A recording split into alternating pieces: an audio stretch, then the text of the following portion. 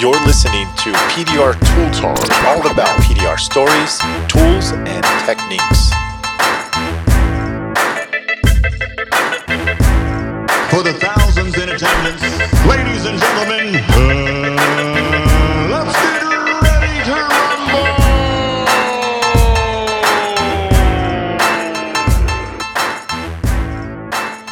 Hey, everybody. Welcome to PDR Tool Time. And today we have a full house. We have Mike Toledo, Vince D'Alessandro, and John Hiley. How you doing, guys? Doing awesome. Very good. And today's show, we're going to talk about something that all of us have experienced at one time or another, the nightmare customer. And what do you do about it? And so before we get into that, we'll hand things off to Vince D'Alessandro.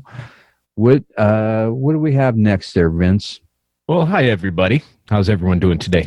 What's crack-a-lacking? What's going on, brother? What's going on? Doing well. We're heading into the end of spring, and summer's right around the corner. Things are starting to heat up.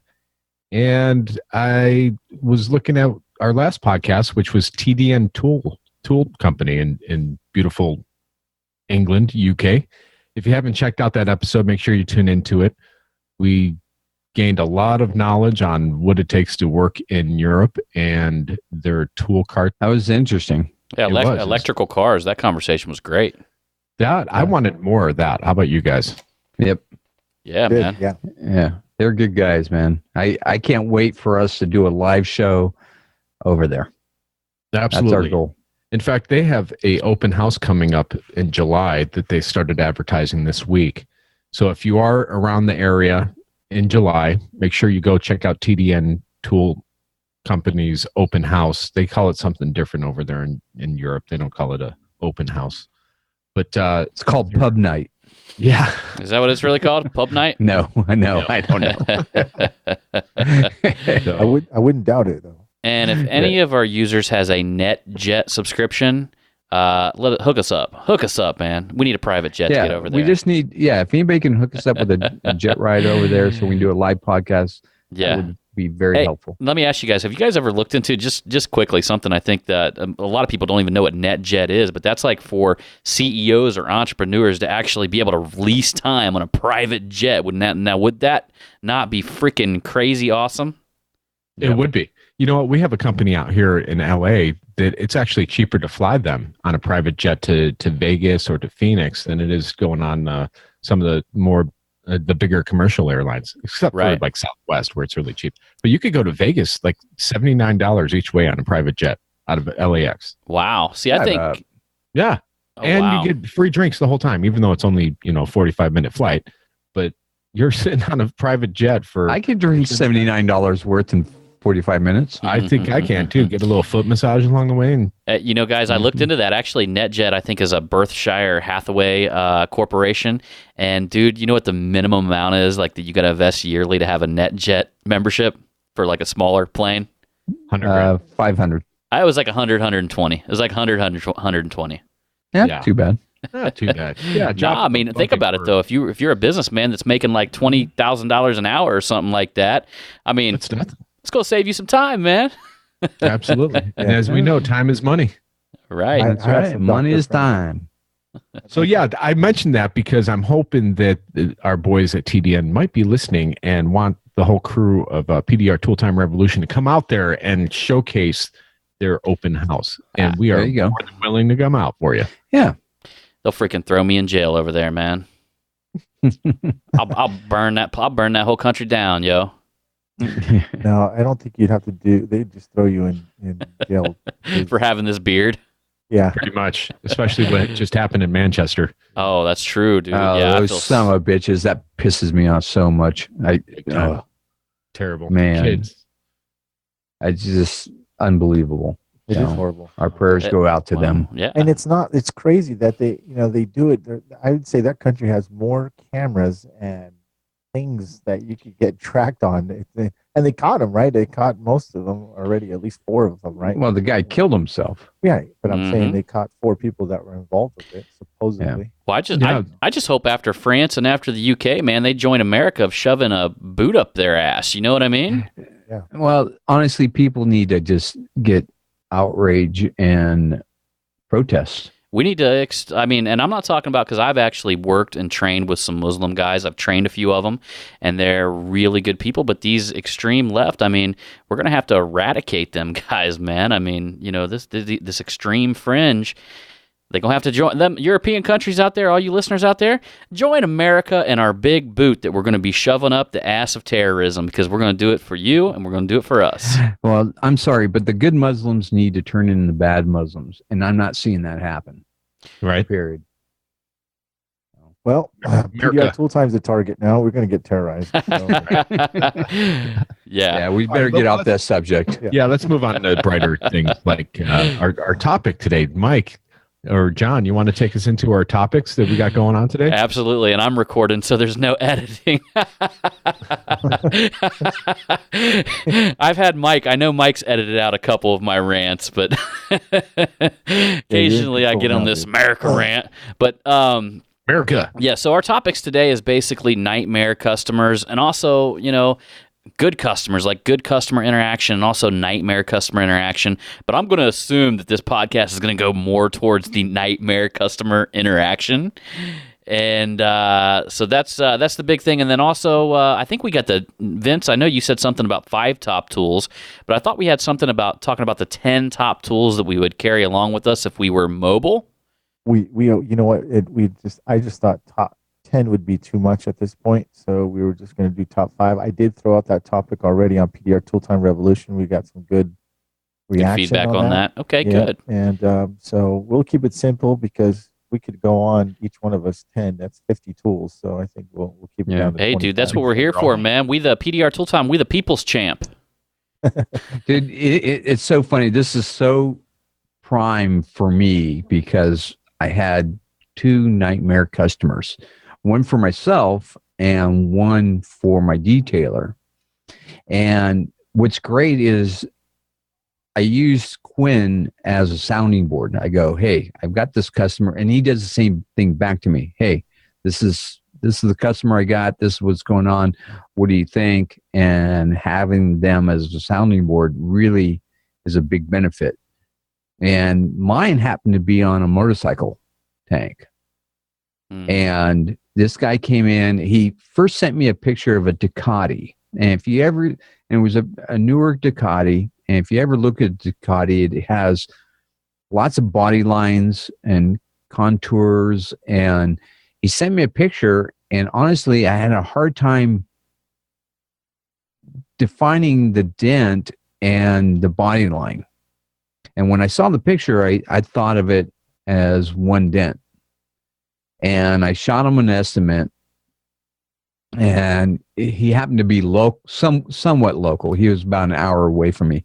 And I said, hey, come on in, and I'll give you a written estimate and tell you for sure what it's going to cost. So he came in, and I go, oh, it's 2 dents. And it was over a body line, contour body line.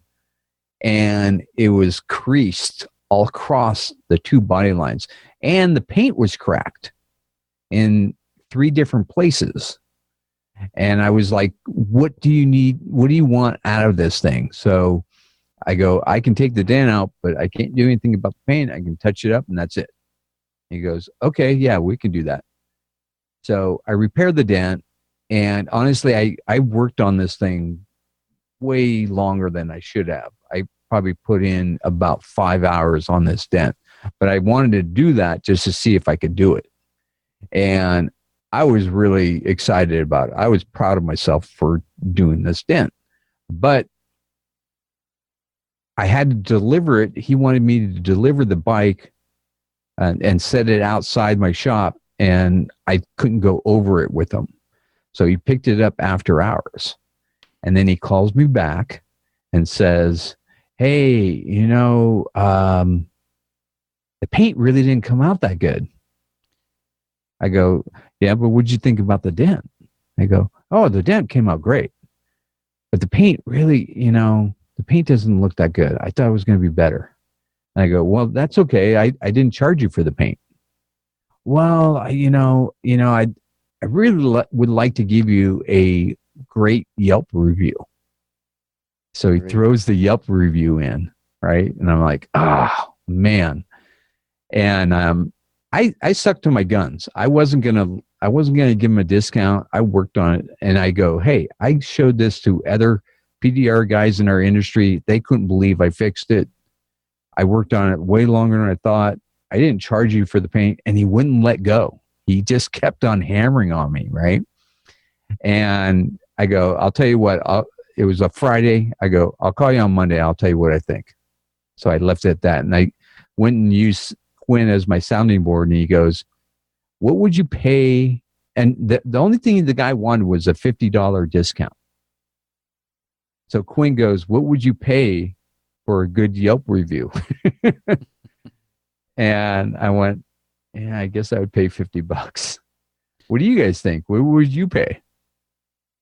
I think that's a toss up there. I think it's definitely your preference thing. I would kind of judge it by the way how the customer was talking to me, probably more than he was very level headed, and he was very civil. He was really good. Daniel, I'd also kind of look inside a little bit. Did you really clarify to this guy? Because I did. Yeah, and I did. And you really made sure your communication was there, where he understood that it wasn't going to be perfect and that it might not look. I mean, I asked myself that. I'm like, if I didn't communicate it properly, but if I felt like it was communicated really, really well, just out of principle, I can't do it, dude. And that's the part I had a hard time with, John. That's the part that I struggled with, because I had a lot of pride in this thing, man. I put a lot of time. I should have charged him way more. And so I was sticking to my guns with it. And honestly, I didn't tell him I put some touch-up paint on there as a base coat because I don't have the right color. It was a red tank. I go, I'll just put some red paint on there as a base color, and then you can he said he ordered some touch-up paint for it. And I go, then you can put some touch-up paint over mine. And so, I mean, I didn't think I can get more clear about it. I think that's a dangerous or slippery slope for us is touch-up. It is. I've run into the problem at least 5 times. I won't do it. I've started to not do it at all. I tell people about touch-up. I said, look, I just want to let you know, touch-up, let me, why don't you put touch-up where you don't need it on your vehicle? That's exactly what it's going to look like. And they look at me like, well, it's going to look like that? I said, yeah.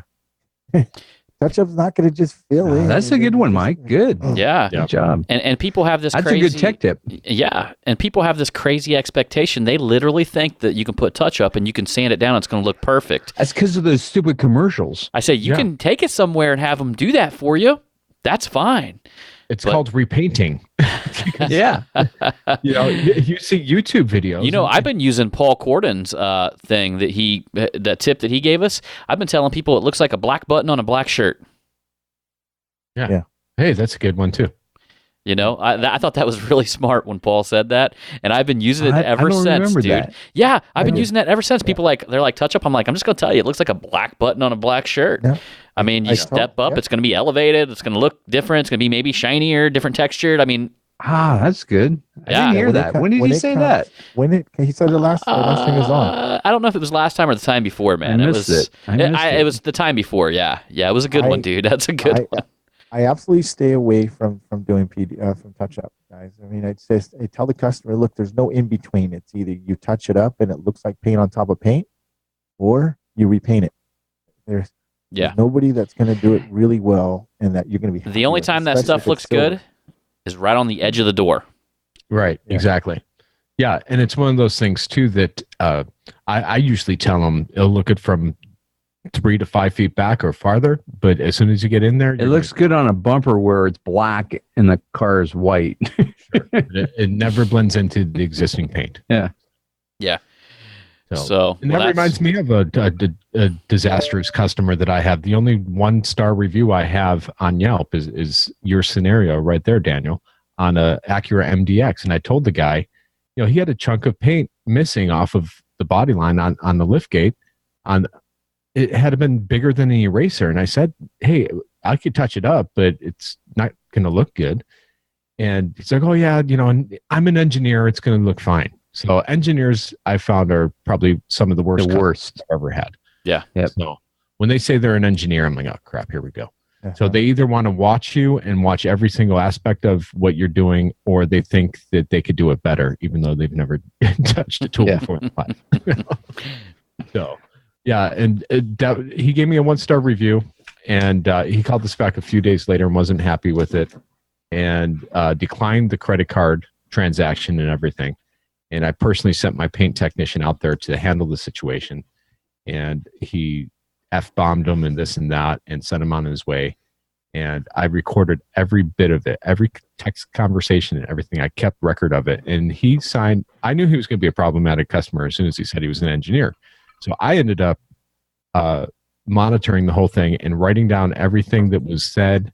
I took screenshots of all my text messages and everything because I knew that he was going to be a problem. And when he declined the credit card, first time I've ever had a declined credit card or a reverse charge credit card dispute in 22 years, and this a-hole was the one.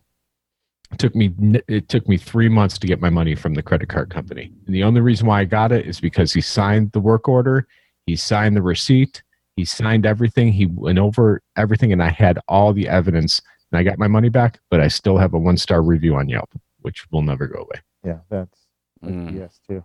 Yep.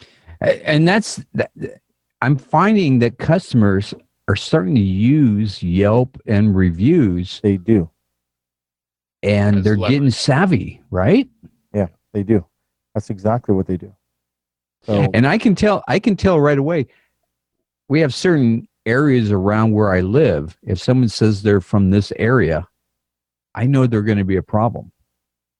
And we look at all of our we brought up all of our problem customers, and they live in certain areas. You know what happens? As soon as I figure that out about that type of person, my schedule gets really booked out for that person or that type of person, right? It just keeps going out and out and out.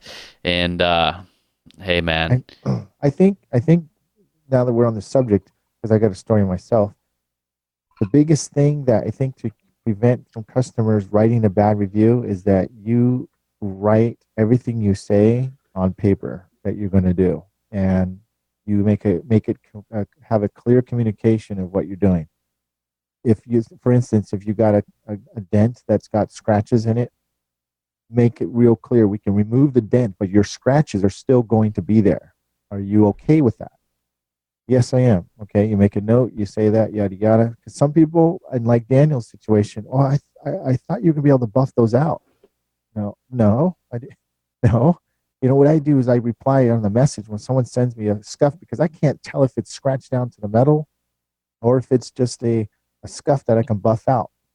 So I'll tell them, look, we can remove your dent for $275 and most likely buff out the scratches or scuffs. And then I put in parentheses, if they are not past the clear coat.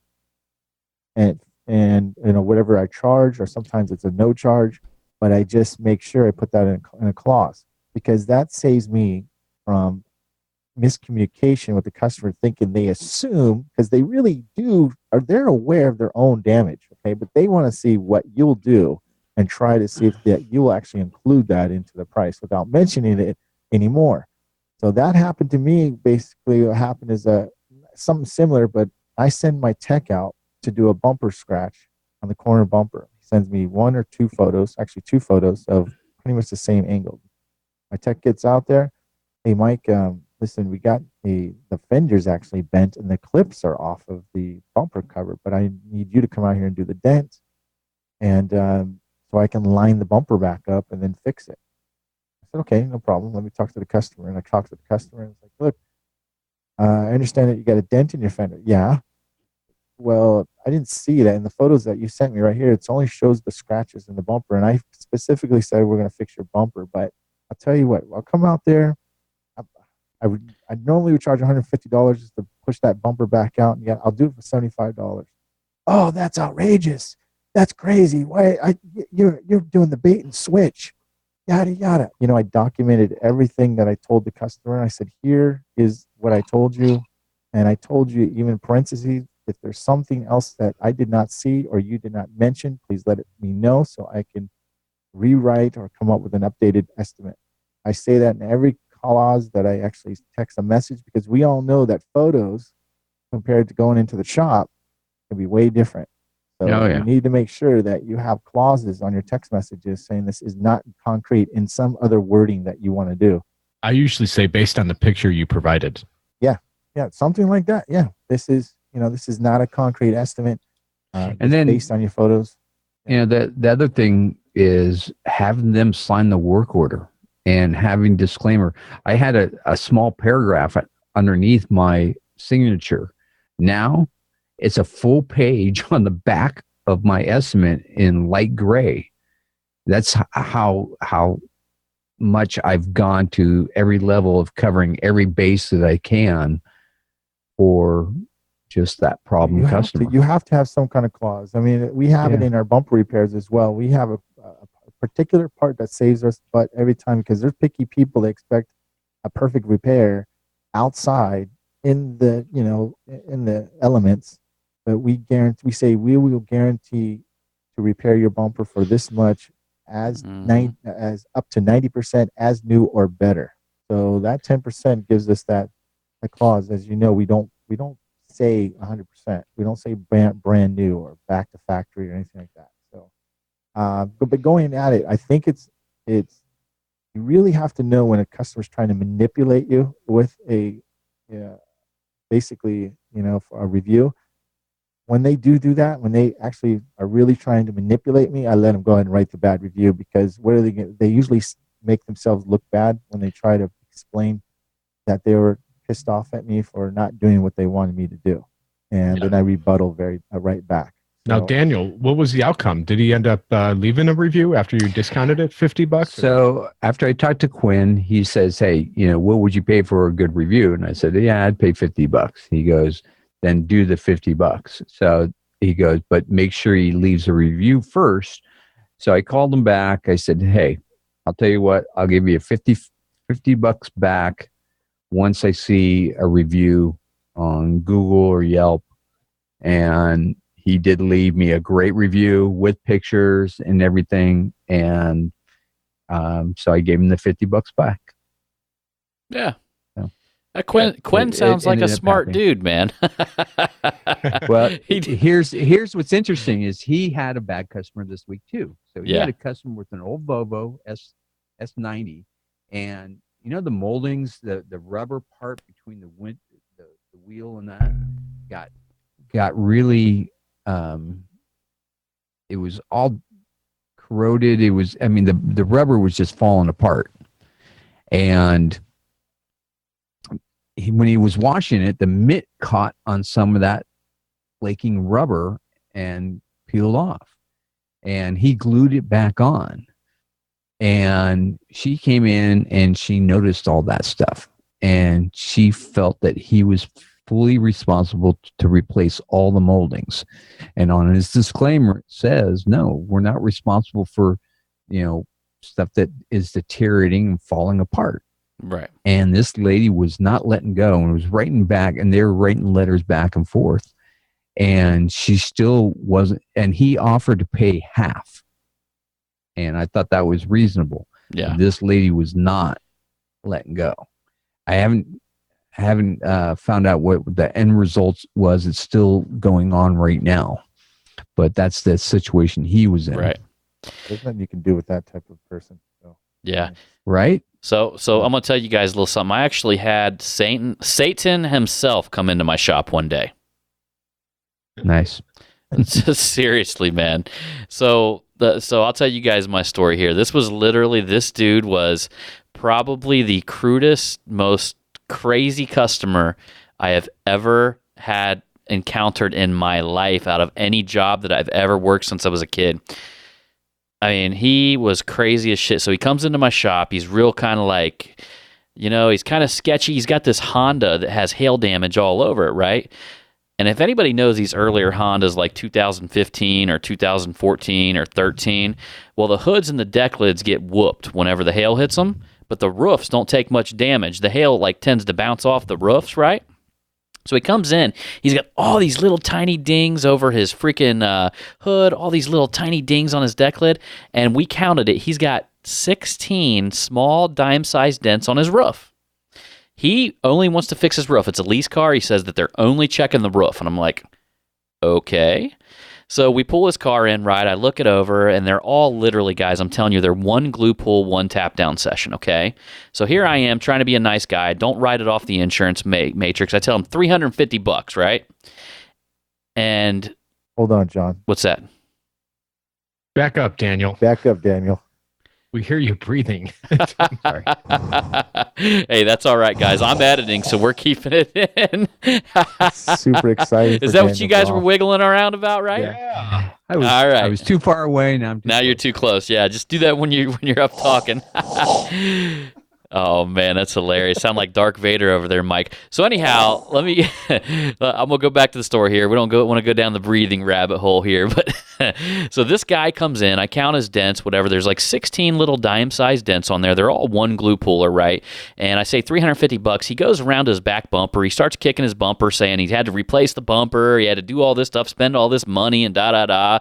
And he went on and on. And so I walked over to my garage door. I put my finger on the garage door button. I said, do you want me to just go ahead and back it out, or are we going to take care of it, you know?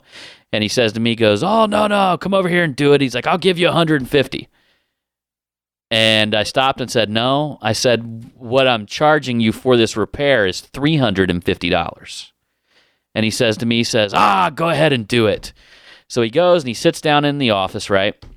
I walk over, I start looking at the dents, I get my glue heating up. There's one with a little chip in it. It's a rock chip dent up on the front there, right? So I go back into the office, I grab him, I say, hey man, if I glue pull on this rock chip one, I was like, you already got paint touch up in it, so you already touched it up, but it's either going to rip the paint touch up out or it might rip the paint off. He says to me, he's like, just go ahead and try it, right? So I go across and I glue pull his whole roof, right? I get to that one with the paint chip on it. I glue pull it. It doesn't rip the paint off. It just takes the touch up out of the little hole. The little part, it just takes the touch up out. So I tap it down. I'm done with his roof. And the crazy thing was I was done in like 35 minutes.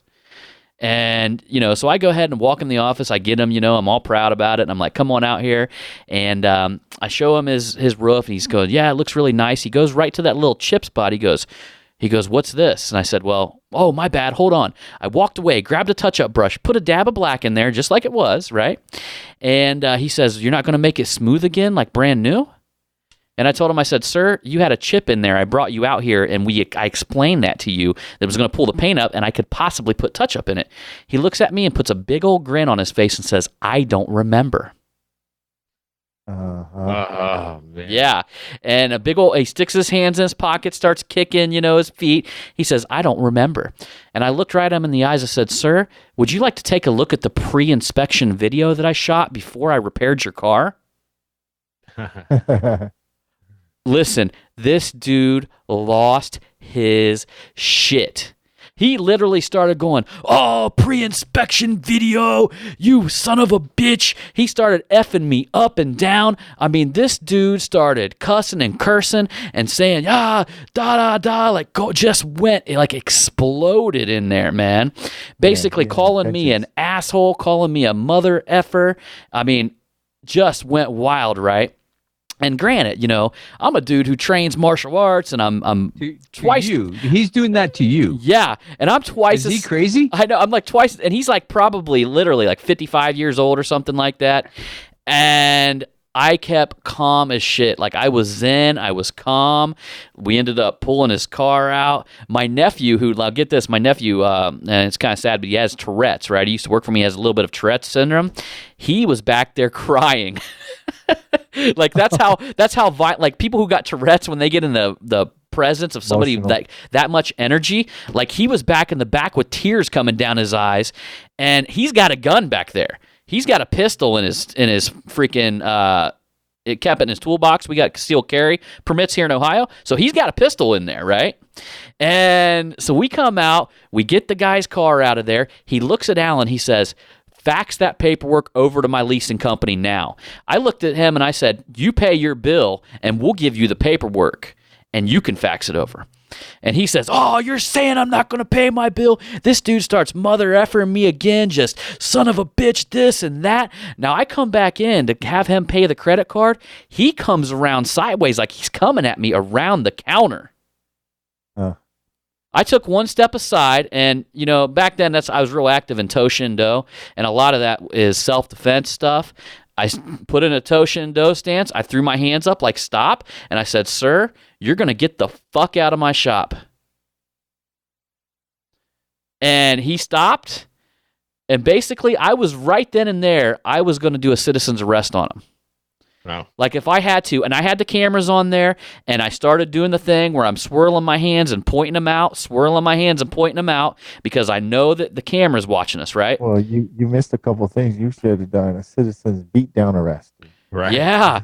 Took the cameras off for a second. So all gets done, and he's waiting for me to print out his receipt and all this stuff, and the receipt's printing, and he's still huffing and puffing. Finally, he leaves out the front door, and I say, sir, have a nice day. And he looks at me and he goes, I won't. Slams my door and leaves, dude. It was the craziest energy I've ever felt in my life, like inside my shop, dude. I really thought that I was going to have to take this guy to the ground and call the police. Yeah, That's nuts. He had intention. Hey, you want to hear something funny, Mike? I know I told you about this back in the day. I don't know if you remember. He's Filipino. Dude. Well, let's not get into ethnic. But no, I called Mike and I asked him because, like, I don't know if you remember this, Mike, but remember I called you and I said, dude, are Filipino guys like crazy as shit? And you're like, no, you just ran into an actual crazy person. It wasn't that he was Filipino, but it was he was crazy as shit. Yeah. No. Well, if it was a woman, I might have said, yeah. Well, no. I say let's not get into ethnic shit because my next story is about an ethnic group of people that I choose to do business with anymore. Vince, but I trade you for stay at my hotel. Yes. So when I first moved to California, growing up in Chicago all my life, I grew up in like the whitest of white neighborhoods. Everyone was white, and cops or firemen or city officials and whatever. So I grew up pretty sheltered. When you move out to California, it's a big melting pot out here. There's everything you could think of, and they're all your neighbors, and they're all good people, except for one ethnic group, which I will not name, which I don't do business with anymore. They tend to reside in Glendale, California. And I got called out to work at a stereo shop. So I show up at the stereo shop, and it's a Dodge Neon. So this is 1998. So Dodge Neons were pretty dominant cars out here, or out in the world at that point. And I look at the roof, and someone had walked all over the roof. And at the time, I've been doing a lot of roofs at Hertz and Budget at LAX. So I kind of mastered a way of fixing roofs, which is drop the headliner, take your shoes off, and push it all up with your feet, and get up and knock the crowns down, and you get it out really, really damn quick. So, and I think this was right after the Lakers had won a title or something like that. So there was a lot of roof damage out there in LA land. And so he's like, yeah, how much to fix the roof? I'm like, I'll charge you $600. He's like, oh, can you do it for $550? Sure, I'll do it for $550 cash. No problem. So I dropped the headliner. I got up there and meted it all up real quick, got on the outside, hammered down with my Craftsman hammer and all the crowns and everything. And I had it done in Of like course. an hour. Of course, Craftsman hammer. So I had the whole job done in about an hour. And I walk in with the bill. It's like, oh, you did this too fast. I'll pay you $150. I go, no, $600 or $550 cash. And he goes, no. I'll give you, $150. That's it. I said, and we went around the block a few times. I said, all right, that's fine. And I go, I don't want anything. And I walked out the front door, and the landing was the same height as the roof. And I just walked right across the Dodge Neon, crushed it all in, made sure I stomped my feet as I walked across the car. Yeah, he was running out of the building. I calmly got in my car. He's chasing after me. I just drove away. Like, that's a gratifying story. Oh, that's Oh, worth what? $550 just to do that, to tell that story forever. yeah, You made it. and you know what? That's the last time I went up to Glendale, California, to work with their kind. I thought you were gonna tell me that you were just gonna walk away and give it to him for free, and just I was like, no, No, you gratified it us to him for all out free. there. Yeah. but he probably needed a new roof after I got done with it. Oh my gosh. All right, man. We getting into the next. But you didn't tell your subject? story. I did. Yeah, he did. Well, Yeah, the Yelp how about- lady. how about a positive story to end this segment with? How about, you know, Oh well, how do you? Yeah. Daniel had a nice positive story he was telling us off the air prior to recording here. Do you want to share that one with Can't us? talk about that. Yeah, we had some Yeah. interesting stories here before we recorded, but we just Yeah. So, You know. anyways, this chick bleep bleep. comes bleep in. bleep. But in all honesty, you know, I feel that out of every 1,000 customers I have, I get one turd. Hey, You know, I got a really positive story, guys. I got a really positive story. A real quick one, if you guys want me to hit us Yeah. up. Let's end on a positive note. Yeah, on this a positive note, I actually had a guy come in today. It's funny. I was getting ready to lock the door. Or it was last week, in the middle of last week. I was getting ready to lock the door and run over to the bank real quick and shoot back. And this guy happened to pull up. And he pulls up in one of them little Chevy. They're not Cobalts anymore, but they're that little 4-door Chevy. It's not the Dart. no, it's not the Impala, but it's the one small. Dart. Not Dart? not the Malibu, but that one Cruise. small Dodge Chevy Dart. Cruise. Yeah. Cruise. So he has one of them 4-door Chevy Cruises with the rear hatch on it, right? I know shit, no kidding you. This guy pulls up and this thing is tricked out like I've never seen. It's got 2 racks of freaking Jeep lights on top of it. It's got black rims on it. The thing is just like it's got it on the back of it. It says U.S. Marine platoon unit. This on the back, and he's got his platoon unit and everything. I mean, this thing is decked out. So dude jumps out of the car, right, and he's got on his ears, he's got diamonds all the way around his whole ears on both sides, right? But he's like this built, like strong looking dude who kind of looked like a WWF wrestler. And if you guys could imagine that, he had all these crazy rings on his fingers that had like points and stuff like that, right? But he didn't act as if he was gay. I know you guys are thinking gay right now. He acted like a straight dude. So he gets out and he's kind of hobbling around. And he says that basically he was in the Marines in Iraq and he had both of his hips replaced and one of his legs is gone and his one leg's replaced. And then he tells me he's an inner city Dayton school teacher. No. I'm like, wow, dude. He's like, man, brother. He's like, my doctor tells me to park in handicap, man. He's like my platoon leader. And he says, I listen, that man saved my life. I listen to whatever he says. I park in the damn handicap thing. He goes, and some son of a bitch dinged my car. He turned bright red, you know? And I'm like, this dude is like the most unique person I've ever seen. You could tell he's like straight up doing him. You know what I mean? And I'm like, so I'm looking around his car. I'm like, where is it? And he goes, it's right there on the door. And I'm like, I look down the side. I'm like, where? He gets down, like hobbles down with his bad hips, gets on all fours and points out a ding at the bottom of his door, half the size of a ball pen, the backside of a ball pen. And I look at him and I say, wow, man. I'm like, I can't believe they got you like that. He goes, I know, brother. He goes, it makes me sick every time I look at it. So I open up his door and there's a hole under there, right? And I see there's a hole right there, like a grate hole. So I go grab my buddy tool, that little double bend PDR finesse tool. I pop it open. I use the reflection of the 3, give it 3 pushes, close the door, and I say, there you go, sir. And he's like, what? He's like, it's done? And he gets down on all 4 and he looks across there. He goes, can you see anything? And I'm like, man, it's done. He's like, so what do I owe you? And I'm like, dude, you don't owe me nothing, man. He's like, what? He's like, I'm going to call my brother right now. He's like, I'm going to call and tell my brother right now. He's like, you're a good person, Dent Magic John. You're a good dude. No kidding. I'm not kidding you. Like an hour later, I get a message from another Dent guy on Facebook saying some guy's been claiming that Dent Magic John won't call him back. And he was in a 20-minute conversation with the same dude that rolled up to my shop. And I talked to my wife. I'm like, why didn't you call the dude back? She's like, his voicemail box was full. I kept calling, and it just kept saying his voicemail box was full. And but the crazy coolest little moment, dude had no hips. He was the craziest unique dude you've ever seen. And inner city Dayton school teacher, man. It was just wild. Very nice. So we are our show is about tools. That's good, So John. what's our tools that we're sharing with our guys right now. Disclaimers, number one for me.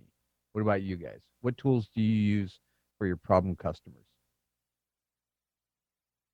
Mike or John, you were saying video cameras. Yeah, that's my big tool is video camera and photos. I mean, if you can do a pre-inspection video, and if you actually have time to fix additional damage, it's a good way to capture damage and then contact the customer and do your upsells. So if you guys out there who got time in your day, while you're doing that pre-inspection, you got a chance to upsell. And if you ever do an upsell, make sure you do the add-on. Like, okay, first was $145, it'll only be additional $75. You know what I mean? Instead of adding the two prices together, because then it sounds bigger. You want to kind of like make them add it up in there. And always cover your ass. Yes. Do photos. That's a good idea, though, John. I don't think many people think about that. I mean, I've got a shop. I should be doing that, and I have got cameras galore all over the place. So I just do it with my cell phone, Mike. Yeah, that's a good tip. Yeah. I don't really do that, but I was for years lazy with it, but now I use Mobile Tech RX to do it. Now I'm committed. Yeah. Or even What do touch you the mean? car. What do you mean use Mobile Tech RX? I use Mobile Tech RX and I take pictures of what I'm working on before and after, before and after on every single car I work on. And if I notice damage, I'll take a picture and I'll mark it left front door, right front door, because there's a pull down menu on it and you can mark the panel. That way it's there. And when you're signing the estimate, it's proven that, and I email it to them. So it's proven that they've seen it. It's been captured. It's been notified of their damage ahead of time. Nice. Okay, good. All right. So cool. Okay, can we? Because I don't have very long, guys. I think we got to shotgun these tools, guys. We can't get into the whole description thing about the tools. I'm thinking what we got to do is we all got to get on here and do a shotgun 5 top tools, okay? If that's okay. Yeah, that's fine. Because I'm looking at time right now. We got to get to our tech tips segment. I know Daniel looks like he's about ready to be bummed out because he wants to go over every tool in a lot of detail. But we went pretty deep into them customer deals. So Daniel looks like a hologram right now. I won't be able to hang on to the end if we really describe these, and I'm the one recording. So that could be bad. Yeah. Daniel looks like a hologram. Yeah. So let's shotgun now. Now, if we're talking about all 5 tools, guys, are we talking about our lighter, our knockdown, and our hammers? Because that's 3 tools right there. Door tools. Yeah. No. Look, I saw a lot of people posting their accessories as well, but I mean, I'm just going to say top 5 tools. For me personally, I'll tell my top 5 tools. So 5 tools you can't live without. I would not go with, I would not drive to a job without having them. That's just me. And let's just say you don't know what your job's going to be. Half the time you get a call, right? And they describe it. And then, back in the day, they describe it, but you didn't know what it was going to entail, things like that. Mm-hmm. So, technically you could fix dents with 5 tools. So, right. What are you taking with you? So, go ahead, John. Well, I can tell you right now that I would take, and this is going to sound biased and everybody, but I would definitely take my tactical because it would serve as a knockdown, it would serve as a blending hammer, it would serve as a hood prop, and if I added some of my other accessories to it, it would serve as basically a leverage hook. It would cover a big variety of tools. That would be one of my tools that I would bring just to cover that big chunk of variety. The next one, obviously, is a limitant light. The third one you guys heard me just talk about would be a buddy tool, okay? So right there, I've got my 3 little buddy tool right there. The next one would definitely be a 3.5-inch flag mid-sized door tool because I can get so many places with that. And then after that, it would be, I would have to say a bullet tip rod because I can wrap some tape around it and use it as a mid-level, like a soft tip style tool, or I could actually use it to finish and do my definition work. So I would want something I could adapt with. Yeah, good deal. Vince? Oh, you got to turn you're muted, man. Sorry, gentlemen. Okay, so my number 1 tool that I always grab to do a door ding or anything else in a fender, quarter panel, do a tail light is the Ultra. The double bend, the 36 ST1203. I cannot live without that tool at this point. That's my number 1 tool for fixing a door ding, interchangeable tips. I could start with the soft tip and work all the way down to a sharper tip to finish a dent. obviously the Craftsman hammer. The Craftsman hammer is still my go-to. I use it for knocking down, and I also use it for knocking down crowns as well. I do a lot of my crown work and blending with my Craftsman hammer. Some of the other tools that I can't live without is my Blem or a bendable whale tail, which Daniel just found out about like 2 weeks ago. I cannot live without that tool. That is my number one brace tool. The number one tool I grab if I have something in a brace or a tight area, tight access. You know what I though? only found out about it because you never told me about it. We've talked about this. We've talked about it. You just don't listen to us when we're talking. You know what though, Vinny? If you have a door tool, an actual 3.5-inch door tool, you can sneak them down braces too. Yes. So, All right. Although I don't. Okay. Well, you're not going to fit that down through a brace on like a Chrysler. Yeah, it'd be too tight. No. And I worked on an ML wagon today, a brand new one, and I could not believe how tight that brace was with the glue. Mhm. Cars are changing, and it's good to have an arsenal of different tools. But that's definitely that Blem bendable whale tail is definitely one I can't live without for braces. Okay. What else? Knockdown wise, I always knock down with an R4 on one knockdown, and then I interchange knockdown tips for sharper ones. Right now, I'm really loving the Woody Koss sharp match grade tips. So and I interchange with that along with a lot of the Dave Streen tips for the sharper ones when I need a sharper one, and also the VIP knockdown, which is very beneficial on every type of panel, whether it's aluminum or steel. You're right. That is like my like even new people, like my students, like gravitate to the VIP, and I thought it was going to be too advanced for them, but man, I mean, they gravitate to it. It's crazy. Yeah, it's a good tool. Yeah. So that's off the top of my head, and those are tools that I could probably fix 90% of dents that are out there. Yeah. Mike? Good. Me? Okay. I'm probably right with you, Vince. I'm probably going to use I like the 30-inch double bend soft tip tool, and because of the flexibility of the handle you can change, and then the tips you can add, and extensions you can add to it. I mean, it's almost like a 5 tools right there by itself. I'm sorry, and I don't use a 36. I use a 30-inch like you did, Mike, the ST3803. Yeah, there you go. Yep. I also like the new CarePoint. It's hard to say. It's almost like you'd have a wire tool like that. It's kind of got a slight bend to it. You can do it inline. You can go left. You can go right. I just think a tool that has a ratchet or pop off, it's just so much more versatile. So that's 2 tools I would take with me, automatically become more than just a one tool.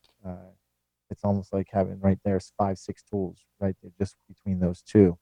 And it's got kind of like a blade tip to it as well.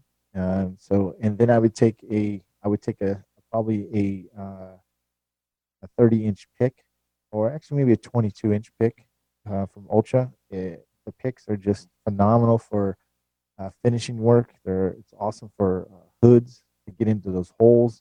It's even great for a brace that goes across a panel that you can slip between without having to pull the brace down. So it's really, really sneaky, and it's really great for finishing, and really good for tightening up metal that is very stretched, so you can actually help shrink it. And I would probably say the other is my glue gun and some tabs, and because you can't. I mean, how many places do you wish you could have your back in the day that you could get to a dent and you couldn't get to it, so you had to walk away from it. But now, thanks to glue pulling and all the cool stuff out there, you definitely got to have your glue gun and your glue kit. So I would guess that would be kind of 2 tools, but and I think the last one I would probably have is a 42-inch double bend blade tip tool, because I can get to the side door panels. I can use it as a roof. I can use it as a side. I can get to the truck beds. I can get everywhere with that and still get leverage off of it. So those are my tools I would use. All right. If we're counting sets like glue sets, I'm going to have to say that I have my whole PDR finesse set as one tool. So my 2 door tools, I have my CarePoint Slow J, and with a ratcheting handle, yellow ratcheting handle, and I have sharpened that tip, so it has a nice sharp tip on it. But that's great for doors that the panel's protruding outward, kind of bows outward. But then if you get a flat panel door, then I go to my Finesse. I believe it's a 36 or 36S, I believe, ratcheting handle. It's more Is that a left and a right? No, it's a ratcheting handle. Okay. So it's more of a kind of a right angle, not a slow J. It's kind of more of a right angle, and it's better for flat panels, where the slow J works better for a panel that's protruding outward and bowing outward, and you can get the tip on it a lot better. So those are my two go-to door tools. And then my balloon tip is my brace tool that I made 20 years ago. But it's a lot. Forged it, right? You forged it. It's forged round stock, and that's the key, and that's why I like the tool that you like, from Blem, is it's round stock, it's forged, it's strong, it's bendable, you can slide behind any panel. So yeah, I'd probably say the Blem for those guys out there looking for a tool like that. And then a sword tool, a flat bar tool that I got from Ultra is kind of like my go-to tool for like Honda Accords when you got a dent right on that sharp body line.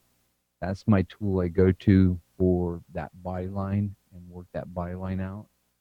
And then I've got two tools from CarePoint again, the 407, left and right. 407, you have to probably call them up and order that. They have a hook tool for that upper brace that is absolutely phenomenal. And the last time I went on their website, I couldn't find it. So you might have to call them and order it special. I don't know, but it's 407, and it's got a kind of a long end on it, so you can go way up inside of a brace like on a Ford truck. But it's got this little kink on it that's different than every other door upper brace tool that I've looked at. Yeah, for all you guys out there, Daniel's mic was wild. It goes up and down. No, it's not your fault. Yes. Sometimes it's Zoom. Whack. Oh, right. Gotcha. Sorry about that, guys. No, it's perfect right now. Okay. So look at the CarePoint 407 for that upper brace. Okay. And then the VIP. The VIP has changed my life, man. Okay, so yeah, we gotta get tech tips. Sorry guys, everybody's gonna hear this raw dog, so I gotta Go get for going. it. So let's put up these tech tips. Yep. Yeah, well, you know what? Stop sucking eggs. If everyone goes and buys every tool that we just talked about, you'd have an awesome set of tools. Right. And some duplicates. Yeah. All right, so it's time to stop sucking eggs. Time for tech tips. Stop sucking eggs. Time for PDR tech tips. All right, so what do we got? Who's first? Mike. I already said my tech tip. Hey, I got a quick tech tip for you guys, okay? What I want you guys to imagine, okay, so you're working the bottom of a bedside, okay, on a truck, and you got a crease going down there, and you're having a hard time getting leverage way down at the bottom, like where a dent dial might not even work, or where you can't get anything in there to gain some leverage. I want you guys to take one of your rods, maybe like a 36-inch rod, flip it upside down where the handle's on the ground, point the tip of the rod towards the dent, and then pull the center of the rod towards the dent. So it's something that I figured out a long time ago that scored me an account. A seasoned dent tech that I was up against back in the day couldn't figure out how to fix this crease at a body shop, and I went in there and thought about it for 10 minutes. I was like, okay, why don't I just flip my tool upside down, roll under there with a creeper, and look up at it, and then just pull the tool down into the panel. You guys get me? You guys follow me there on that? I do. Yeah. Okay. You know what I do, John? I actually put the tool, I step on the tool, the handle, and then pull the tip of the tool or pull the rod and fix the dent by pulling the center of the rod, right? The center of the rod. That's what I do. Yeah, that's what I do. Yeah. Okay, all right. Okay, mine's real quick. You go to wet sand your panel, put a drop of Dawn in your water. Sweet. That's it. Lube it up. Give it a little lubrication and see what you guys think. That's what she said. Hold on. What are you talking about? Put a drop of Dawn soap in your water when you're wet sanding. You guys use water? I use alcohol. Okay. I use spit. I'm too lazy to get water. I use my alcohol from the bottle, and then Well, you guys ever heard of Tolkat? yeah.